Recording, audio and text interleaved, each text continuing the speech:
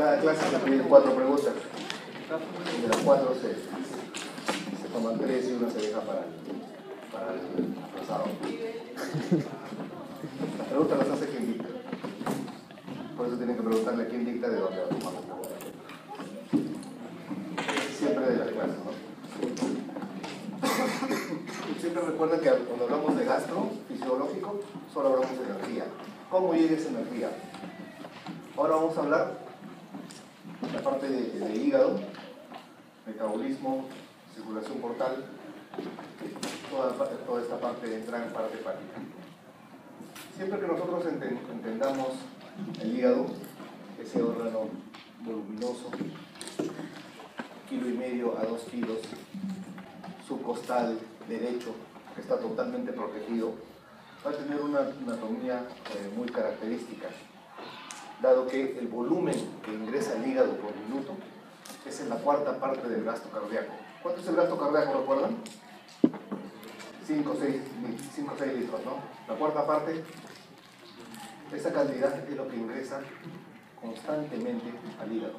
Ingresa a través de sus 2 vías, ¿no? A través de la arteria hepática, rama del tronco celíaco, rama de la aorta, o a través de la vena porta. Sin embargo, en volúmenes, uno pensaría que la arteria trae más, pero en volúmenes la vena aporta más del 75% del volumen. Tanto así que nosotros tenemos una vena porta del tamaño de un dedo, en el cual está ingresando sangre que está recogiendo de toda su formación, y la arteria hepática es la mitad de la vena porta. Pero a nivel práctico, esta vena y esta arteria van a aportar la misma cantidad de oxígeno. Miren, a pesar de ser vena, lleva el 50% de oxígeno, esta vena porta, tan igual que la arteria hepática. Este ingreso, esta entrada de estas estructuras vasculares arterial, venosa, y contrariamente en el sentido, en la vía biliar que está saliendo, va a formar lo que se llama la triada portal, que es justamente las 3 fascículos que hay de ingreso y de salida. A esto se suma también los linfáticos, que vienen a ser la extensión del conducto de Dis, que está saliendo del hígado, y va a formar finalmente los linfáticos. Pero como nadie lo toma en cuenta, siempre dicen triada portal. Pero son 4 las estructuras que uno puede encontrar ahí. Y esas 4 estructuras van a estar entrando en cada subsegmento hepático. En verdad, el hígado no es un hígado, un solo órgano, sino son 8 segmentos subhepáticos. Estos 8 segmentos son independientes en su drenaje, es decir, el segmento 2, 3, 4, 5, 6, 7, 8 y el 1 por atrás, cada uno va a tener su tetrada portal, o sea, su arteria, su vena, su vía biliar y su linfático que entra y que sale de cada uno. Esto confiere una característica peculiar, ya que uno puede resecarse el 70-75%, es decir, dejar 2 segmentos hepáticos y resecar el resto del hígado, y así el metabolismo y función hepática se sigue conservando. Por eso se dice que el hígado es una estructura vascular que en verdad no es uno solo, son 8 segmentos subhepáticos con irrigación, drenaje, excreción independientes.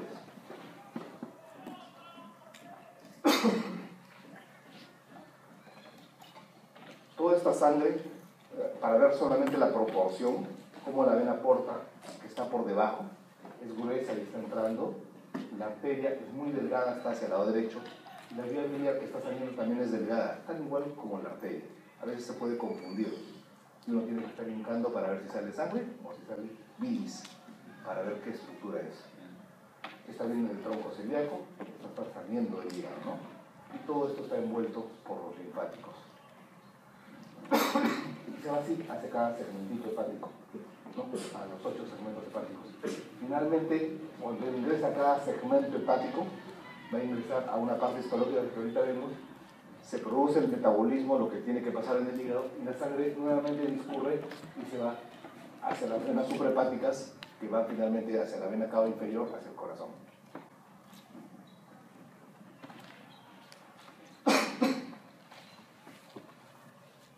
El mismo gráfico, como de abajo de la vía de la triada portal ingresa todo y al final sale hacia las venas suprahepáticas, hacia la vena cava. Pero la idea es entender este gráfico chiquito de acá. ¿Qué sucede ahí? ¿Por qué? ¿Cómo así que la sangre que está entrando de la manera portal, tanto por la arteria como por la vena, empieza a funcionar o a hacer su metabolismo ahí?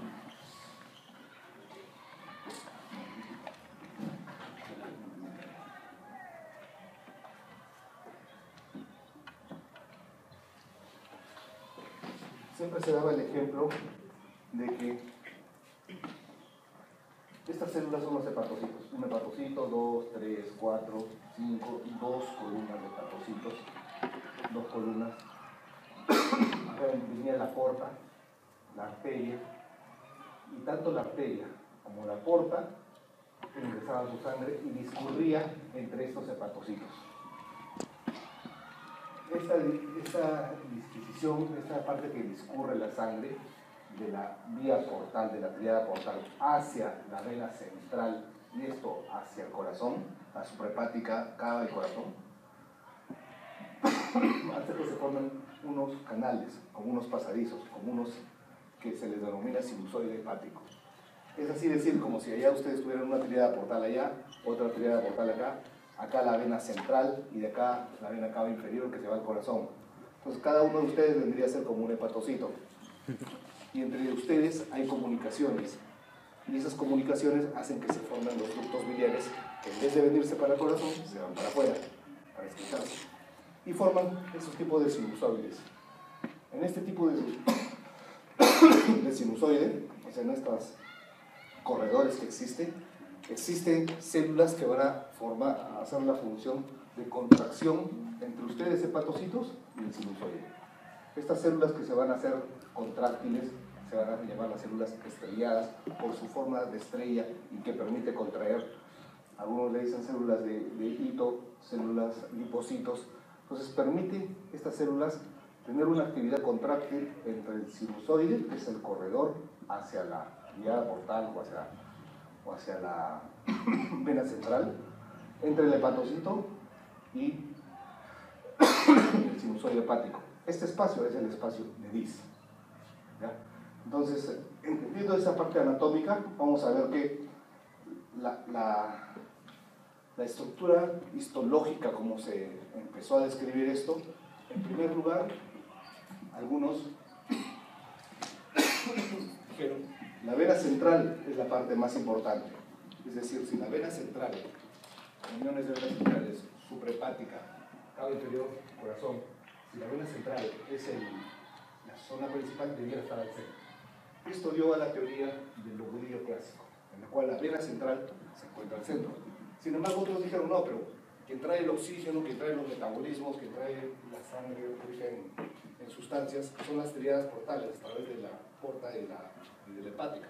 Entonces dijeron, no. La triada portal debiera ser el centro. Entonces, la triada portal es el centro. Entonces, así se formó el concepto de lobulillo portal, en la cual en el lobulillo portal está la triada portal al medio, mientras que en el antiguo, en el lobulillo clásico, está la vena central al medio. Pero desde el punto de vista fisiológico, no es ni uno ni otro. No necesitamos a una estructura vascular al medio desde el punto de vista fisiológico, sino simplemente el hecho de entender qué cosa trae estas sustancias, qué cosa trae esta parte vascular. Y así surgió el acino portal. Ese acino portal de arriba, en las cuales en sus vértices vemos el vértice superior y el vértice inferior, vemos la triada portal, y el lado derecho y el lado izquierdo, las venas centrales, en la cual no existe una estructura vascular al medio, como en las teorías clásicas, pero sí va a conferir ciertas zonas, esta distribución va a conferir que exista una zonificación. A esta zonificación se refiere a que, recuerdan, allá tenemos una arteriada portal, acá otra arteriada portal, acá la vena central. La sangre que está siendo recogida de la mesentérica superior, inferior, esplénica, va a regresar por ahí y va a ingresar por estos corredores. Esta sangre que está viniendo es rica en nutrientes. Está recogiendo todo lo que el intestino delgado ha absorbido. Se produce gran metabolismo. Hay bastante oxígeno. Por eso esta zona 1, a esa zona se le llama zona 1, en la cual hay bastante nutrientes, hay bastante oxígeno, hay enzimas del ciclo de la urea. Como hay bastante metabolismo, hay bastantes mitocondrias. Acá ya existe la síntesis de glucógeno. Entonces, los hepatocitos que están más cercanos a la triada portal, o sea, los que están más atrás, reciben mayor cantidad de oxígeno, a diferencia de los que están acá adelante, ¿no? Reciben mayor cantidad de nutrientes. Si tienen algún tóxico, algún veneno, los de atrás son la primera línea de defensa, son los que más mueren, pero los que están acá en la línea ya no tanto. Y esto va a conferir por la zona 1, que sería la zona más cercana a la triada portal, y la zona 3, que es la de acá adelante, la que está más cercana a la vena central. La zona 3, la sangre, a diferencia de atrás, es menos oxigenada, hay menos metabolismo, y el metabolismo que hay es gracias a la glutamato sintetasa. Hay bastante retículos endoplasmáticos, citocromo P450, metabolismo anaerobio. Todos los medicamentos se transforman en esta zona 1. Es así que nosotros, cuando tenemos alguna intoxicación hepática o insuficiencia hepática, que queremos saber qué problema tiene el hígado, se toman biopsias. Y al tomar una biopsia, tratamos de identificar esta zona 1, esta zona 3. Y dependiendo de la zona de daño o de destrucción tisular, podemos tener un diagnóstico histológico por ubicación. Y entre los dos hay una zona 2, que es una zona intermedia, que dependiendo la necesidad del órgano, se diferencia más hacia zona 1 o hacia zona 3.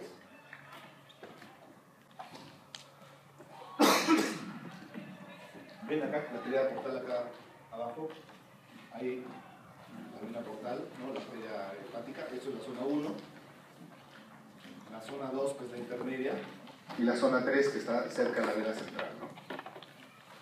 A la vena central. Entonces, la sangre está viniendo de allá, oxigenada, con metabolismo, con nutrientes, con fármacos, con sustancias tóxicas, está discurriendo por este corredor. Este es el espacio de DIS, y en este espacio de DIS vamos a encontrar a esas células de hito o células lipídicas, que son células mesenquimales a manera de estrellas, que van a esa manera de estrella les confiere la peculiaridad de contraerse. Entonces, esto que normalmente ustedes lo pueden ver homogéneo, estático, no, es dinámico, se para contrayendo, se abre y se cierra. Entonces, permite la comunicación del espacio de DIS con el hepatocito, o la apertura o lo cierre. ¿Por qué se tiene que entender esto? Porque en enfermedades como la cirrosis, en la cual hay fibrosis hepática, la cirrosis es una fibrosis. Estas células hito, que tienen una capacidad contráctil, la pierden. Entonces, al perder la capacidad contráctil, ya no hay permeabilidad vascular de lo que entra, de las sustancias que entran, y el hepatocito las tiene que metabolizar, como también de los hepatocitos que tienen que sintetizar su bilis. Entonces, al entender la fibrosis o cirrosis hepática, se entiende que estas células estrelladas mesenquimales de hito empiezan a tener depósitos alterados y les disminuye su capacidad dinámica de contractilidad. Esto fue descrito por Karl Pfeffer en el 1876. Pero acá lo describía básicamente como una conexión, nada más, como una ventana. Conectaba el sinusoide del espacio de DIS con el hepatocito, nada más. No se sabía todavía que se podía o abrir o cerrar, es decir, esa capacidad funcional dinámica. Entonces, este espacio de DIS, esta es la zona delimitada por los hepatocitos y la pared sinusoidal. Este espacio contiene fibras de colágeno tipo 1 y tipo 3, y son justamente estas fibras, el aumento de estas fibras, de este material en esta parte mesenquimal, lo que confiere esa fibrosis, esa retracción, ¿no? En la patología hablando, ¿no? es tan alta que constituye el 8% de las células hepáticas. O sea, estamos viendo que el hígado pesa entre kilo y medio, unos 100, 150 gramos es de esto, ¿no? Entonces, estas células estriadas no solamente confieren la estabilidad en sí de la funcionalidad, sino también da una homeostasis de los retinoides, una remodelación de la matriz extracelular a través de la síntesis y de la producción de las proteínas. Y el hígado tiene cientos de funciones. El hígado es un órgano noble, como han visto, 8 segmentos. Rara vez hace insuficiencia hepática. Rara vez un hígado llega a ser dañado en su totalidad como para requerir trasplante. Trasplante de hígado es poco. Ahora, a estas alturas, ya va aumentando por el hecho de ciertas sustancias agresivas como las hepatitis, el alcohol. Acá todos tienen vacuna para la hepatitis B y C. Bueno, como estudiantes de medicina, antes ibas hace 10 años tú ya estabas en el internado y no había vacuna de hepatitis como hay ahora. Y muchos alumnos se contagiaban haciendo sus prácticas profesionales con hepatitis. Un porcentaje va a lo que es la fibrosis y cirrosis, un porcentaje mínimo. La mayor parte no, pero ese era el principal riesgo de las hepatitis. Entonces, entender la confinidad de funciones que tiene el hígado es extenso, es muy extenso. Primero, lo que ya conocen, la formación y la expresión de bilis, ¿no? La bilis es necesaria para comer grasas, para digerir grasas y proteínas. El hígado lo va produciendo constantemente las 24 horas y lo deposita en ese órgano hueco que es la vesícula biliar debajo del hígado, segmento 4 o 5. Esa vesícula lo deshidrata y lo utiliza cuando ustedes comen grasa. Comen grasa, se contrae, se produce la digestión, ¿no? ¿Se puede vivir sin vesícula? Sí, es lo que todo el mundo pregunta. El hígado sigue produciendo su bilis. Pero en la bilis no solamente hay sales biliares, ácidos biliares, hay colesterol, hay bilirrubinas, hay fosfolípidos, hay toxinas, hay fármacos, una serie de sustancias que van a ir secretándose de manera en el jugo biliar. Metabolismo de nutrientes, que lo vamos a ver en la siguiente clase, cómo se van a ir absorbiendo todo lo que se absorbe del intestino en yeyuno, en ilium, va a ser reabsorbido y se va a ir metabolizando a nivel hepático, excreción de ciertas drogas, síntesis de proteínas, síntesis inmunológica. Son las principales.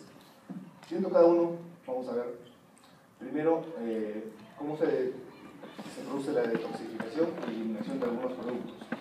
El hígado va a utilizar dos reacciones, la reacción de fase 1 y la de tipo 2. En la 1 utilizan los procesos de oxidación y de hidroxilación mediante el P-citocromo 450. Y en las fases tipo 2 es a través de la conjugación, o sea, lo conjuga con cualquier aminoácido, lo asocia a cualquier aminoácido para hacer hidro o liposoluble, lo asocia, mejor dicho, con ácido glucurónico, sulfatos, aminoácidos. Entonces, ¿qué utiliza el hígado para hacer estas detoxificaciones? Estas dos reacciones de fase, la tipo 1 y la tipo 2. Funciones hepáticas, el metabolismo de los carbohidratos.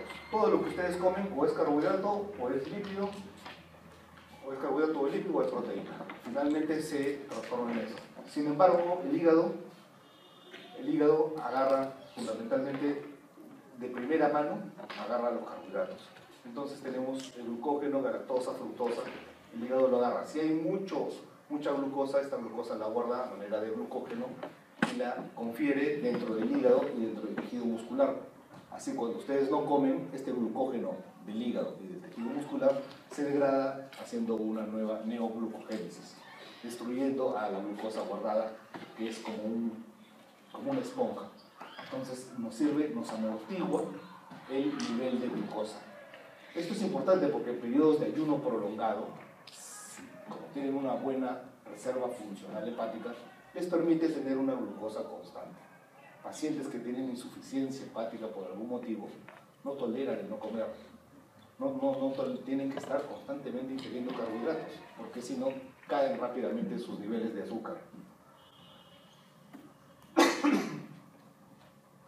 Entonces, para los carbohidratos, esa manera de esponja. O quita la glucosa y la conforma glucógeno, o al revés, glucógeno hacia glucosa. Cuando hay mucha glucosa también, cuando hay demasiada glucosa, lo que hace es el hígado es transforma esta glucosa en lípidos, en carbohidratos. Son los pacientes que dicen, doctor, pero yo no como grasas, ¿por qué tengo tanta grasa en mi sangre? Claro, que si comes puro carbohidrato, el hígado transforma esos carbohidratos, esos azúcares, los transforma en lípidos. Contrariamente también, cuando uno come, hay unos tipos de dieta que se llaman cetogénicas, en la cual tú anulas totalmente el carbohidrato cero, el organismo se tiene que nutrir de algo, y lo que hace es empieza a tomar las proteínas y las grasas. Y las grasas y las proteínas las transforma en azúcar. Contrariamente a lo mismo que estamos viendo acá. Y esto es utilizado por algunos de estos que hacen estas dietas cetogénicas, en las cuales al no consumir carbohidratos, agarran toda su energía de grasas. Entonces, son dietas en las cuales tú comes huevos, tocino, carne, mantequilla, aceite. Obviamente eso te da saciedad. Todo eso no te da hambre, te quita el hambre. Y bajas de peso. Sin embargo, contrariamente, si no lo llevas bien, también se te elevan los niveles de colesterol, ¿no? Por eso no es muy recomendado hacerlo.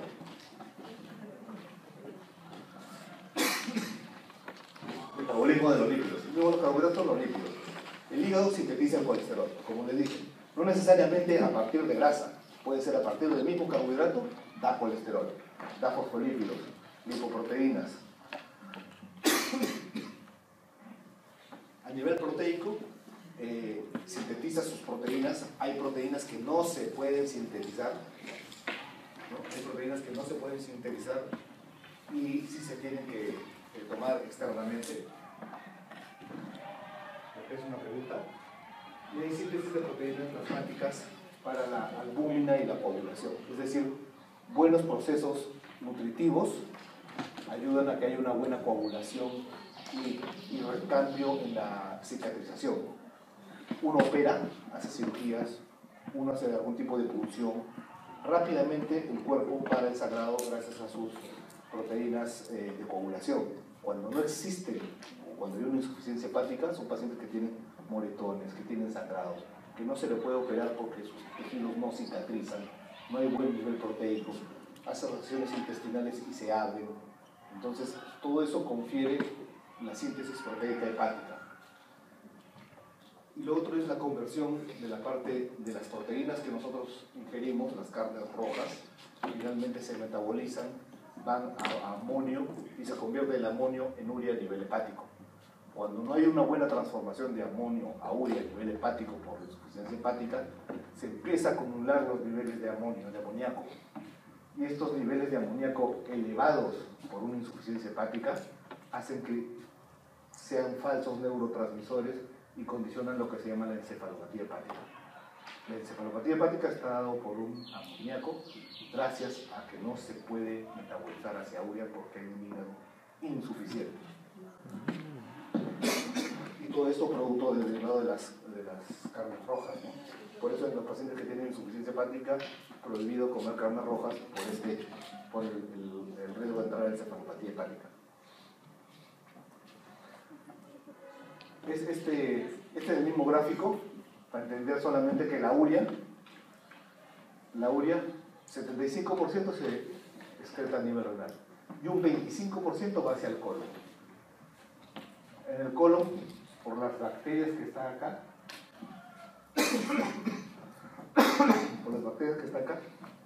se transforma y se reabsorbe. Esa reabsorción, la mayor parte regresa al hígado. Una parte muy pequeña va a la vía de la sangre. Que justamente esta partecita pequeña que va a la sangre es la que se eleva y la que da los falsos neurotransmisores de amoníaco que producen la encefalopatía hepática.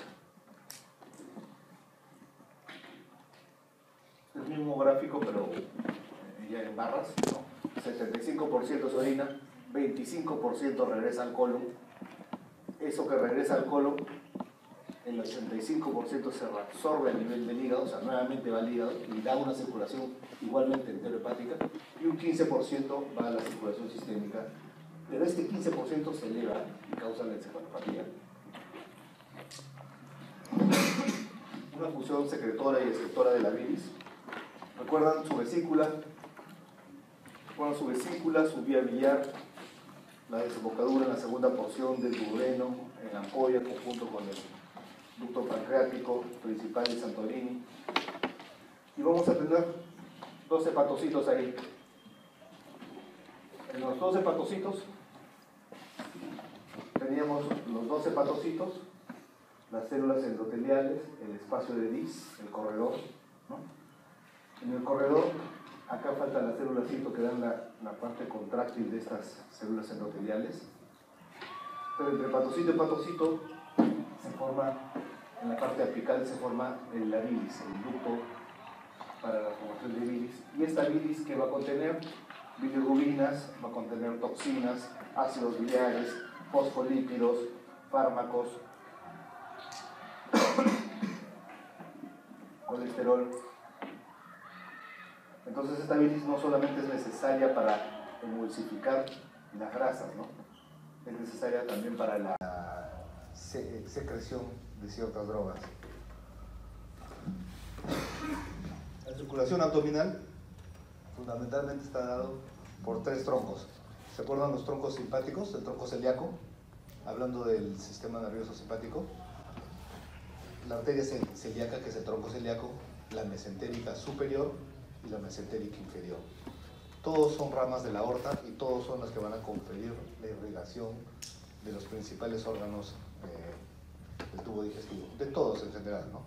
Y todos se van a recoger la sangre a través de las mesentéricas inferior, superior y la esplénica, que van a formar lo que es la porta y va al hígado. Toda la sangre viene del corazón, va a los órganos y toda la sangre regresa al hígado. Toda la sangre. No hay sangre que no regrese del tubo digestivo, que no regrese al hígado. ¿O sí existe? Entendiendo esto, tienen que entender por qué los tumores del colon, del páncreas, del estómago, ¿por qué hacen metástasis hepática? Porque la célula viaja a través de las venitas y se van hacia el hígado, toditas. Excepto la última hemorroidal inferior, que sí desemboca directamente y puede irse hacia el pulmón. ¿A través de qué rama? Esa es la otra pregunta, ¿ya? Entonces tenemos que entendiendo esa gran circulación portal, vamos a tener una mesentérica inferior que está recogiendo toda la sangre. Esta mesentérica inferior recoge toda la sangre del recto, sigmoides, colon descendente, parte de transverso, la hemorroidal superior, la hemorroidal media, y acá no está la última hemorroidal que se va por el otro camino, se va a unir junto con la esplénica, que no solamente es la esplénica del vaso, sino es todo el páncreas y la curvatura mayor y la parte duodenal. Está recogiendo todo lo que se ha reabsorbido, ¿eh? Todas las sustancias nutrientes. Y se va a unir con la más importante. La vena más importante de todas, la vena mesentérica superior. Uno puede seccionar la mesentérica inferior, puede seccionar parte de la esplénica, pero la que no puedes nunca cortar es la mesentérica, la vena mesentérica superior. Por su gran extensión, es todo intestino delgado. Estamos hablando de toda la reabsorción de nutrientes que uno come. Si uno lesiona esta vena, daña todo este territorio. Es por eso la importancia de esta vena, mucho más que incluso que arterias, porque al dañarse, confieres al paciente que no hay una buena absorción y el paciente finalmente muere de mala absorción, no se alimenta. Lesiones que comprometan esta vena, rápidamente en pacientes son irresecables, los pacientes fallecen, ¿no? Entonces, ¿quiénes forman la vena porta? La vena esplénica, la vena mesentérica superior, la vena mesentérica inferior. Estas tres venas fundamentalmente. Hay venas más chiquitas, venas que confieren importancia en la patología, más no en la parte casi normal. Viendo aquí este gráfico, acá se ha cortado el páncreas, la parte del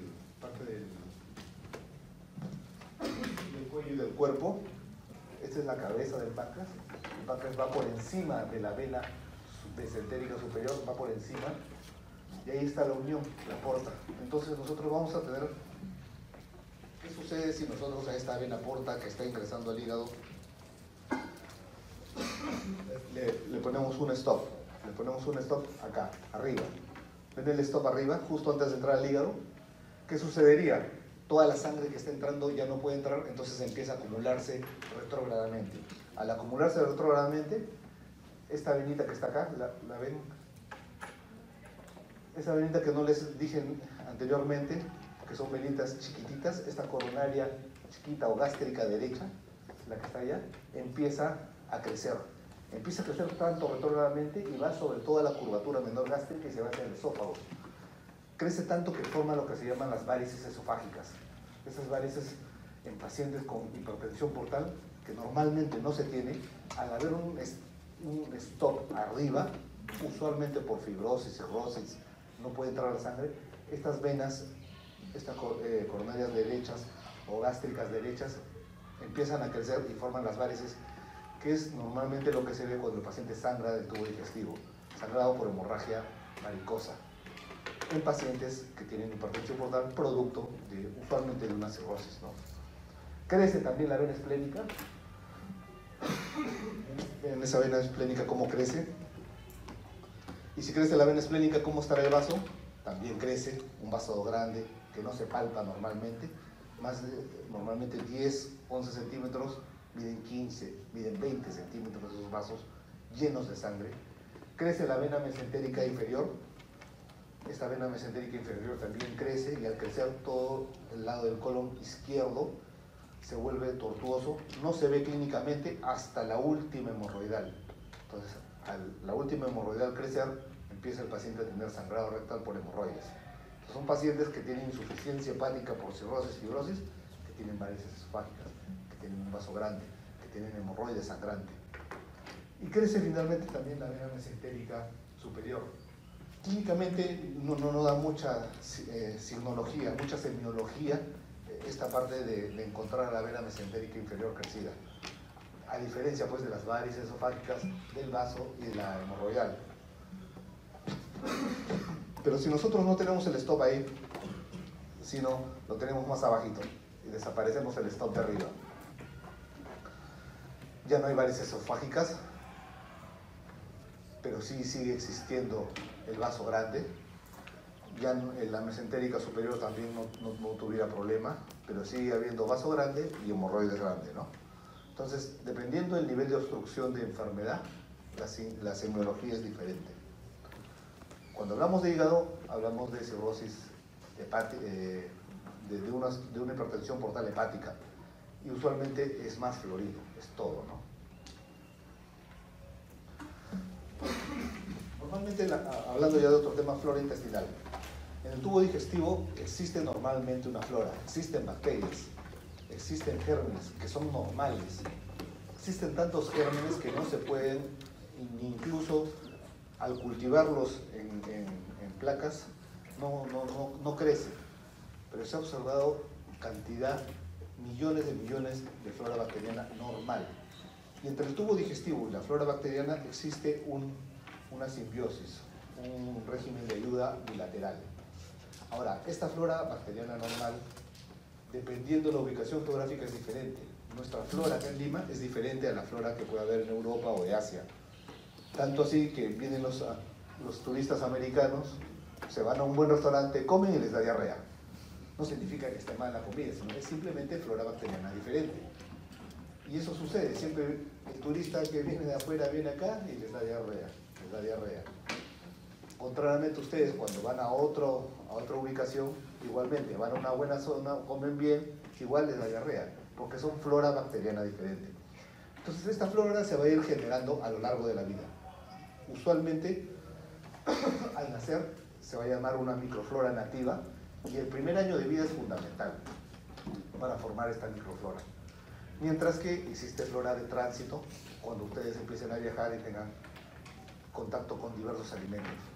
Entonces, si la microflora nativa se forma en el primer año, es decir, de vida, ¿qué es lo que comen los bebitos? Simplemente leche materna. 6 primeros meses leche materna. Entonces la flora va a estar conferida por la leche materna. bebés que no toman leche materna sino que toman fórmula van a tener otro tipo de flora, otro tipo de gérmenes y otro tipo de digestión, porque finalmente esta flora ayuda a la digestión de ciertas sustancias. Por eso la importancia de que el niño debe tener avelactancia, ¿no? Lactancia y después avelactancia. Dependiendo el segmento del tubo digestivo, vamos a tener nosotros que en el estómago lo que normalmente hay es Lactobacillus, Bellonella y Helicobacter. Esas son, ¿y en qué cantidad? En 10 a la 1. Unidades formadoras de colonia, 10 a la 1. Es la cantidad que hay en el estómago. Mientras en colon, miren, de 10 a la 1 se va hasta 10 a la 12. Y en el colon ya no hay las mismas, hay lactospiras y bacteroides. Cambia totalmente en número y cambia en composición a medida que vamos del estómago hacia el colon. Pero recuerden que muchos de estos no son patológicos y ni siquiera se pueden reproducir.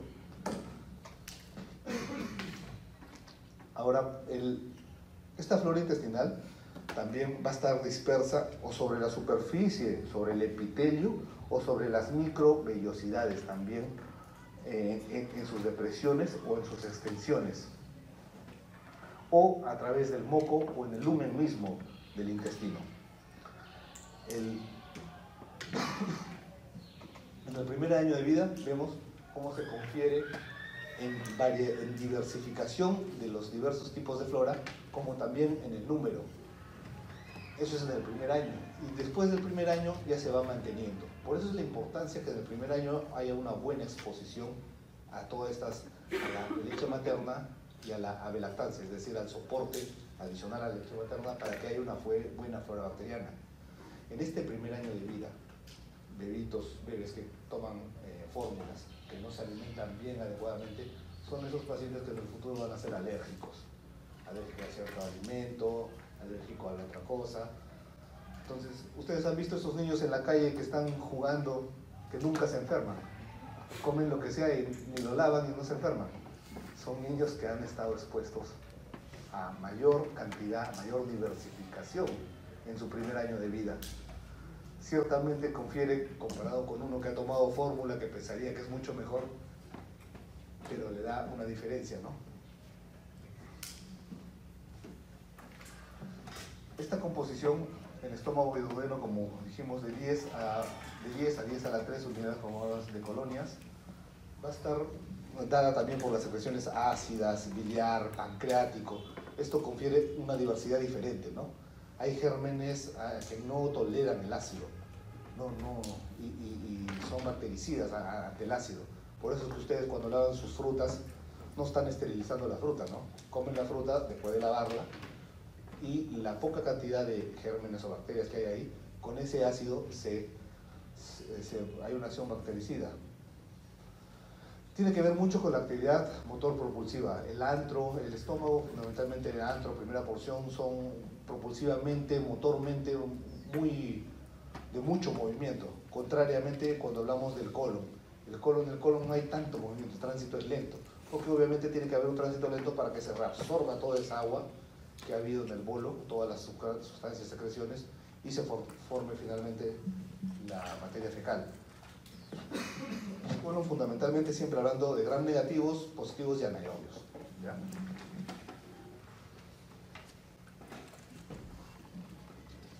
De todos estos, los anaerobios y el bacteroides en colon, los más importantes, que no se pueden cultivar, más del 50%, y toda esta flora ejerce un equilibrio entre todos, un equilibrio constante. Es por eso que a veces ciertos medicamentos que uno toma por otro motivo, clindamicina, amoxicilina, obviamente tienen un tratamiento terapéutico contra cierta infección, pero barren parte de la flora. Y son pacientes que después de tomar antibióticos les da diarrea. Doctor, yo tomo antibióticos y tengo después diarrea y diarrea. No es una diarrea bacteriana, es una diarrea porque la flora ha sido desequilibrada. Gracias a esos antibióticos ha matado cierto grupo de bacterias y esto ejercía con el otro grupo de la flora cierto equilibrio. Lo que se da en estos casos es flora externa, medicamentos Floratil, Microflora, son sustancias que se les da a los pacientes para recuperar esta flora, porque tienen diarrea producto de esta ruptura del equilibrio.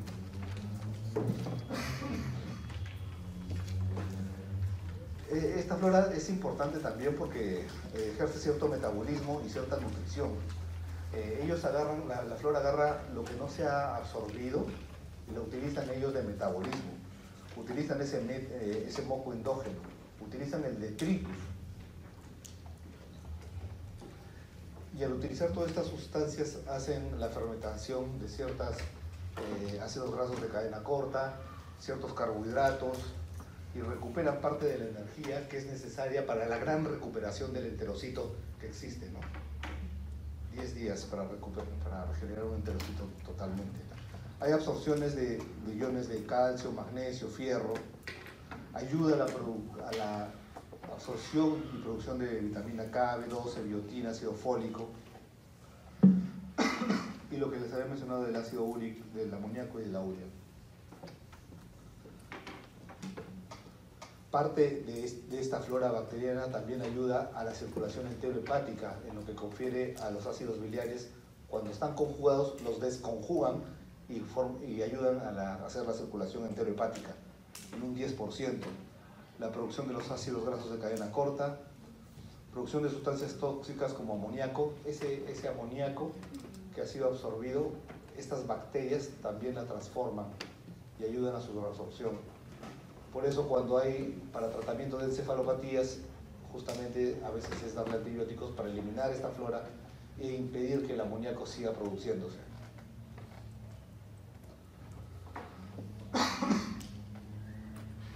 Tiene un efecto barrera, al haber un equilibrio, impide el crecimiento de bacterias oportunistas, y se ha mostrado que el ácido butírico, el butirato, inducen la apoptosis y evita la aparición de cáncer al tener una muerte programada celular y no hacer una persistencia en estas células. Es decir, ayuda a controlar a las células que hay en la parte colónicamente hablando. La flora intestinal importante es la del colon. También es importante el estómago, intestino delgado, pero siempre lo importante desde el punto de vista metabólico y más simbiosis es la del colon. Controlan la proliferación y diferenciación de las células epiteliales, parte del desarrollo del sistema inmunitario. Entonces, dependiendo de lo que coma el bebé, vamos a tener que las bacterias, la flora es diferente, ¿no?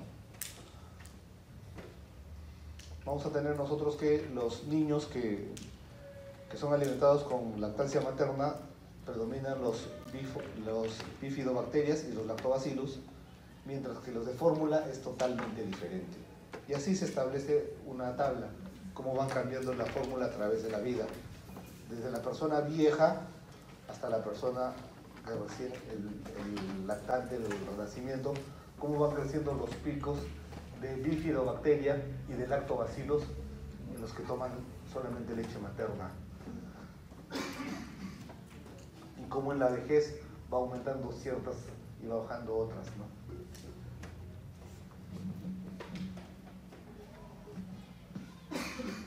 Una vez que ya pasamos a la parte de ilio terminal, vamos a llegar a lo que es la válvula ileocecal. La válvula ileocecal se apertura y empieza a pasar todo el contenido ilial hacia el ciego. Ciego es la primera porción colónica ascendente, donde está el apéndice normalmente, y se forma, se llena, se empieza a llenar este ciego. En el ciego ya vamos a encontrar, en el intestino grueso vamos a encontrar estructuralmente que los músculos ya no están totalmente envolviendo a todo el colon, sino los envuelven parcialmente a manera de las tenias, formando las tenias, las 3 tenias colónicas, ¿no? Y las austras, es decir, no tienen un recubrimiento muscular completo, sino a manera de las tenias y formando las austras.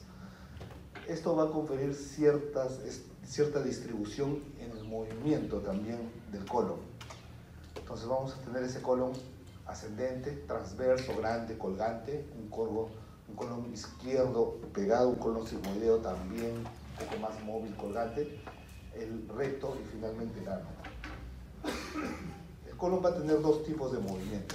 Un tipo de movimiento que se llama movimiento en masa, que es el más curioso.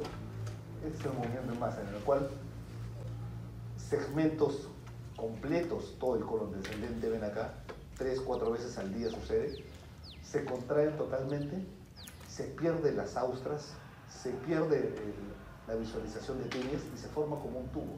Esto es una contracción en masa. Solo el colon lo tiene. Y contracciones segmentarias, contracciones, un peristaltismo segmentario, que puede ser un peristaltismo en el mismo sentido, oro-fecal, o contrariamente, antiperistáltico. Contracciones segmentarias, en un sentido o en otro. Esos son los movimientos del colon. Son diferentes, ya que la estructura muscular es diferente, no lo envuelve totalmente. Este tipo de movimientos da las contracciones no propagadas y las contracciones propagadas. En las propagadas es la que les acabo de decir, las del peristaltismo, o la otra, el peristaltismo inverso, es decir, contrariamente, y el movimiento en masa.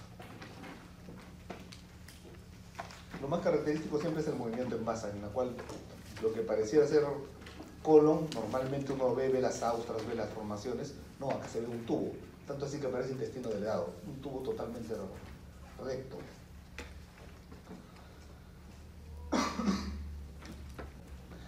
Dentro de todo el tubo digestivo, el colon no sigue este patrón, el complejo motor migratorio, no lo sigue. Por esta confinidad de estructura muscular diferente.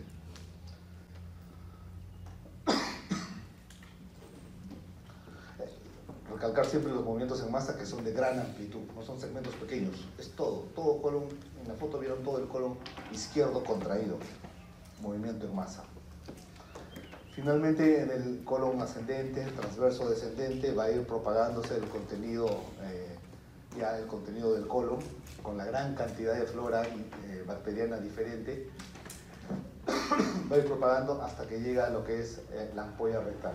Acá nuevamente en el recto y en el ano cambia nuevamente la estructura muscular. Lo que normalmente acá había una tenia y austras se entrecruzan y forman toda una capa que envuelve de manera fuerte a todo lo que es el recto y el ano.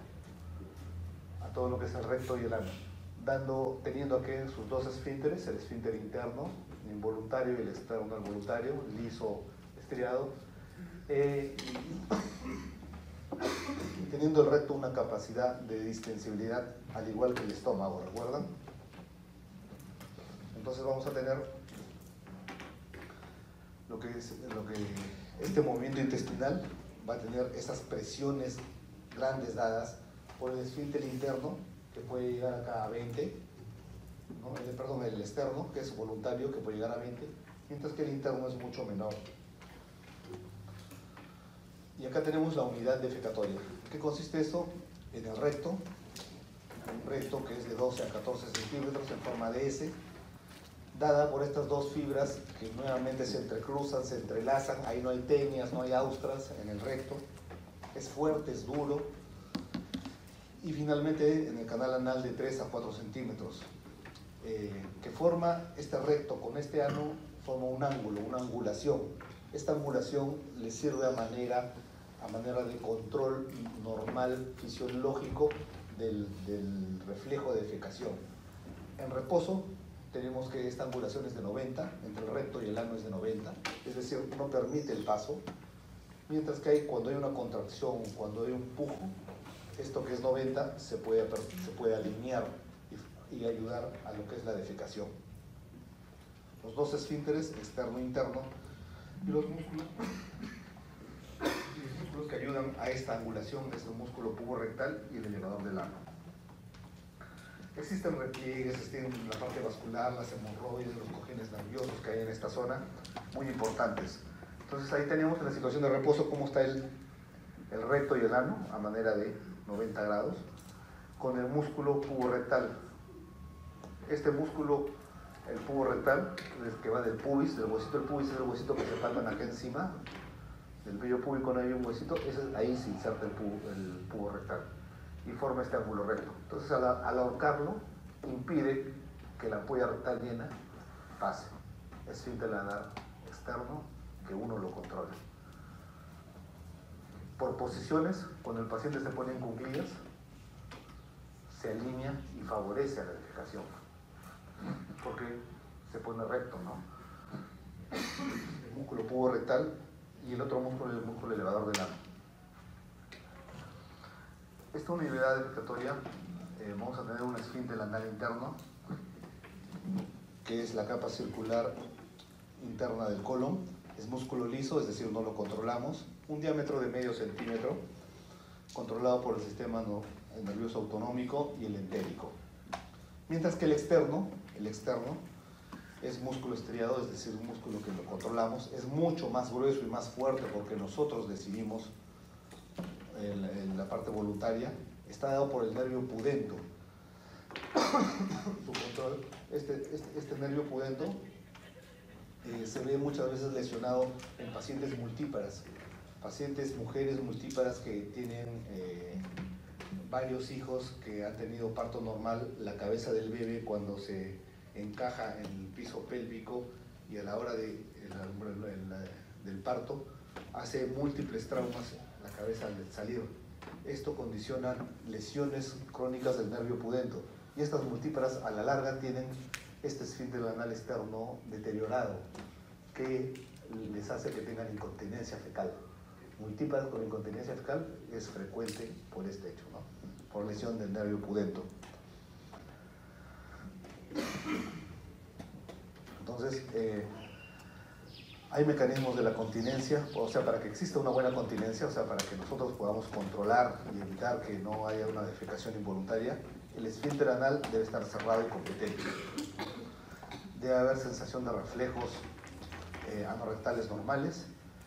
El recto tiene una capacidad de distensión normal y de compliance rectal, se refiere a eso, y todo esto confiere un control consciente de la defecación. Para que exista continencia, la presión anal, es decir, la presión final tiene que ser mayor pues que la presión rectal. Si la presión rectal fuera mayor, se produciría la defecación. Viendo uno por uno, ¿en qué entendemos con esfínter anal cerrado y competente?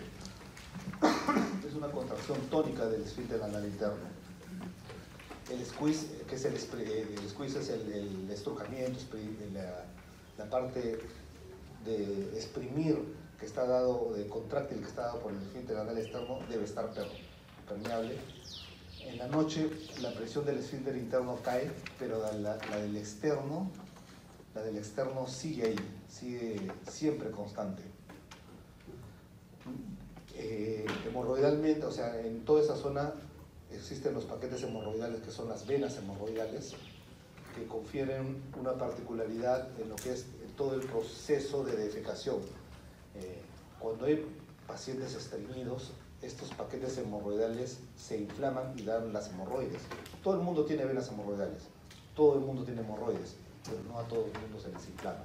Se le inflama ¿por qué? Por el estreñimiento. El trauma crónico de las heces al salir por la parte rectal confiere que estos cojines hemorroidales se inflamen y causen el sangrado hemorroidal. Tratamiento obviamente es la dieta, mejorar ese estreñimiento. El repliegues mucosos del epitelio del canal anal, una sensación y reflejos normales. O sea, estamos hablando de cómo debe haber un buen proceso defecatorio, ¿no? Tiene que haber sensación y reflejos normales. Tiene que haber una sensación intacta de los reflejos. Es así que al tener una sensación intacta nosotros prevenimos la defecación inminente. Pueden distinguir de las características de las deposiciones. Cuando ustedes quieren ir al baño, ustedes saben si van a ser sólido o si es una diarrea, si es líquido. ¿Por qué? Porque tienen una buena sensibilidad de lo que está ahí, ¿no? Obviamente si hay traumatismos crónicos, enfermedades inflamatorias, hemorroides, fístulas, tumores del recto o inflamación por relaciones contra natura, toda esta zona pierde esa sensibilidad.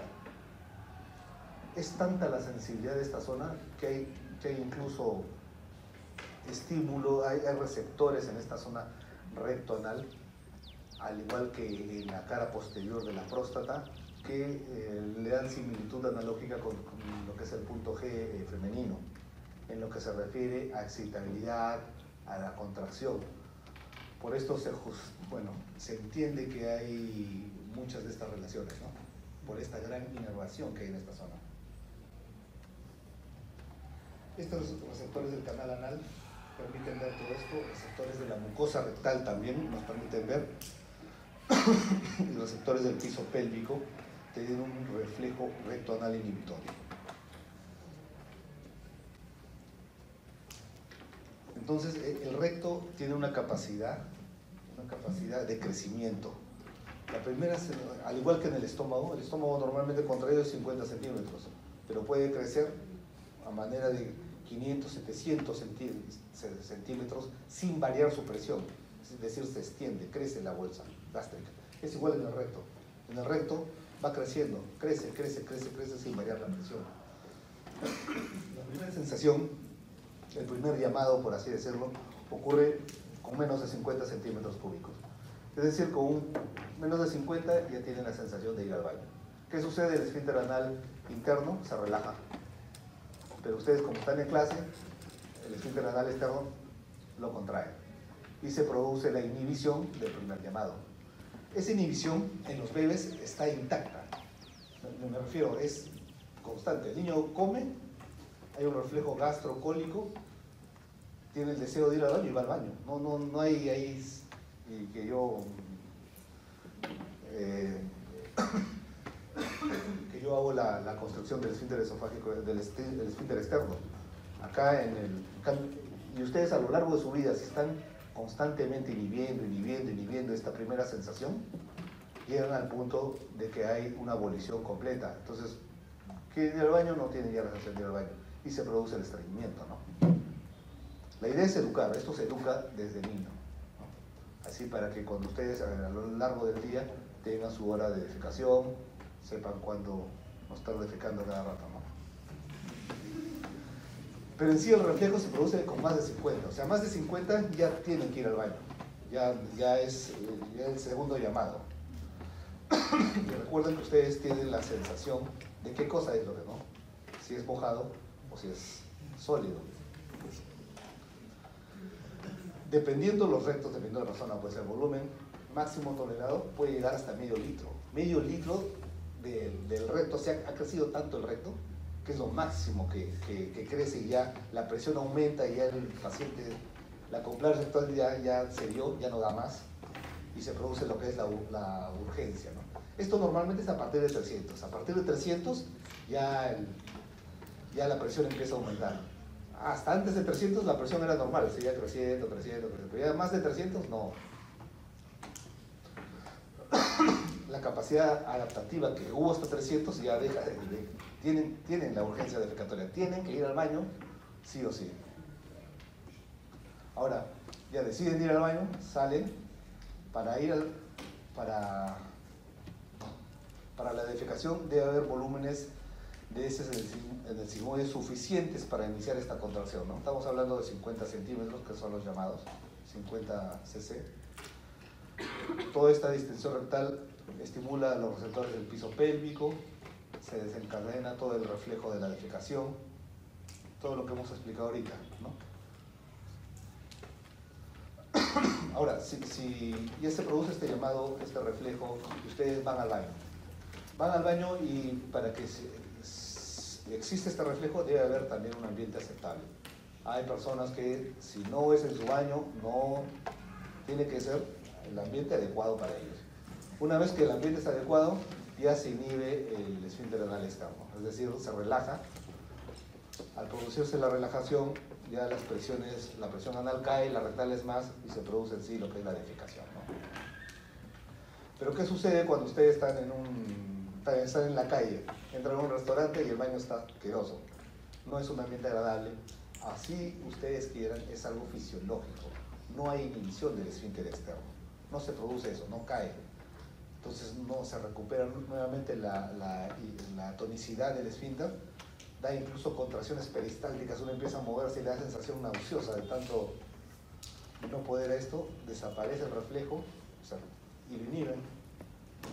Es decir, necesitan todo un medio especial para hacer el reflejo de defecación. Existen culturas que aprovechan estos medios, esta situación, para desarrollar placer incluso. Como, no sé si han escuchado los baños japoneses, son inodoros japoneses que, en el inodoro japonés tú tienes acá como una tablera, un mando de control, un tablero, en el cual hay aire caliente, hay agua fría, hay ducha, tanto rectal como vaginal para las mujeres. Y todo a través de un sistema eléctrico que está manejado y hay en todos los lugares de Japón. Y han desarrollado tal sistema para que esto sea consciente en todos lados. O sea, ser agradable este reflejo de defecación. Dentro del tubo digestivo van a notar varias cosas que son lo mejor que te puede. El comer es una cosa que te da total satisfacción. Comer con hambre. El defecar con ganas es otra. El miccionar ha tenido esa sensación. O sea, hay situaciones fisiológicas que te dan tal placer. Obviamente no llegan a otras cosas, pero te dan tal placer que uno dice que la defecación es una de ellas. ¿Ya? Y siempre teniendo en cuenta la posición, ¿no? Recuerden siempre los músculos, el elevador y el cubo rectal.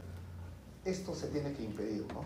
Entonces, desde pequeños se tiene que, o en cuclillas, que es en el cual ponemos a los músculos rectos, o si tienes su inodoro occidental, llevar una banquita y ponerse a manera de cuclillas para alinear esto y que sea más fácil la defecación.